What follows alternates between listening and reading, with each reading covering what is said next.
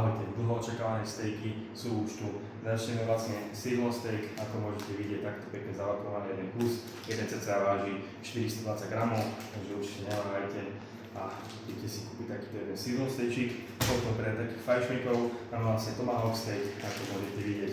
Nádherný kus mesa, fakt akože krásny kus, dodávateľ sa pochválil, donesie nám nádherné kusky. Tento vlastne váži 1 kg, ako môžete vidieť.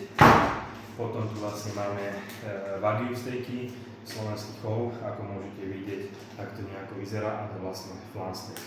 Takže takto nejako pekne vidíte, je to mrameráne, poprosím kameramana troška bližšie.